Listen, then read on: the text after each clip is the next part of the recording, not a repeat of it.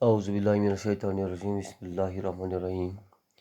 السلام علیکم پیارے بچوں، جماعت 8ویں کے اردو موضوع میری زندگی کا مقصد۔ آج کا جو ہمارا عنوان ہے وہ ہے میری زندگی کا مقصد۔ ایک مضمون ہم آج پھر ایک دن پڑھنے جا رہے ہیں۔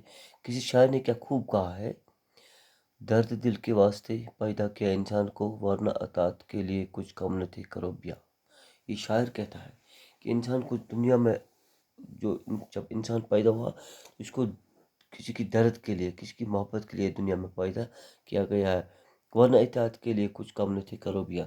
جو انسان کے دل میں محبت اور شفقت ہوتی ہے، یہ کسی کے دل میں نہیں ہوتی ہے۔ تو اسی پہ آج ہمارا جو موضوع ہے وہ ہے مختلف لوگوں کی زندگی مختلف قسم کے ہوتے ہیں۔ ہر ایک اپنی خواہش کے مطابق اپنی زندگی کا مقصد مقرر کرتا ہے۔ کسی کی زندگی کا مقصد کھانا پینا اور سونا ہوتا ہے، کسی کی زندگی کا مقصد دولت جمع کرنا ہوتا ہے۔ میری زندگی کا مقصد بنی نوا انسان کو فائدہ پہنچانا ہے۔ کیونکہ مختلف لوگوں کی زندگی مختلف طریقے کی ہوتی ہے، مختلف قسم کی ہوتی ہے۔ کسی کی زندگی کا مقصد یہی ہو کھانا پینا سونا ہوتا ہے، کسی کی زندگی کا مقصد کوئی ایسا کام کرنا جس سے انسان دولت مند بن جائے، کسی کی زندگی کا مقصد بس دوسروں کے پیچھے پڑ جائے، دوسروں کو تنگ کرے یا ستانے کی کوشش کرے۔ کسی کی گویا کہ مختلف لوگوں کی زندگی مختلف قسم کی ہوتی ہے۔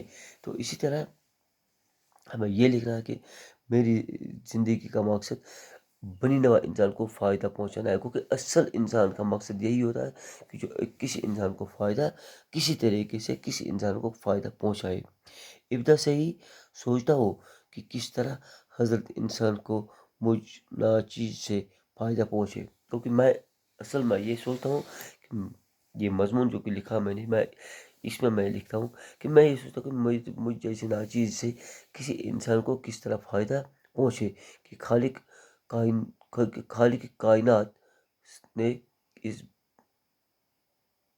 اس بات کہ خالق کائنات نے اس انسان کی سہولت کے لیے زمین و آسمان پیدا کیا ہے، کیونکہ رب نے اس دنیا میں زمین و آسمان کو پیدا کیا ہے اس لیے اس ایک انسان کے لیے، تاکہ انسان کے کام آئے۔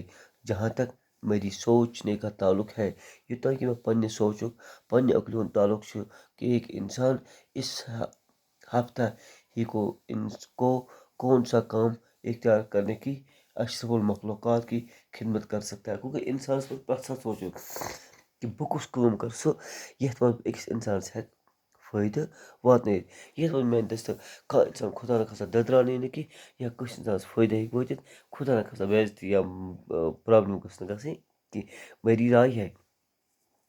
میری رائے ہے کہ اس کائنات میں ایک معلم ہی لالچ اور خود غرضی کے کسی کے بغیر کام کر سکتا ہے۔ میری رائے ہے کہ اس کائنات میں ایک معلم ہی لالچ اور خود غرضی کے بغیر کام کر سکتا ہے، کیونکہ میں یہ کہتا ہوں کہ میری جب تک رائے ہے، جہاں تک میری سوچنے کا تھا کہ ایک استاد ہی، ایک معلم بھی، ایک تعلیم دینے والا ہی وہ ہے جو کسی خود غرضی یا بغیر لالچ کے کام کرتا ہے۔ وہ صحیح معلوم میں اس گمراہ انسان کو پھر سے صراط المستقیم پر لگا سکتا ہے، کیونکہ ایک استاد کی ہی کام ہے جو ایک انسان کو جہالت اندھیری گمراہی میں نکال کر ایک اچھے اور اصل راستے پہ لا سکتا ہے۔ تو یہ تھا ہمارا آج کا موضوع جو کہ میری زندگی کا مقصد۔ تھینکس۔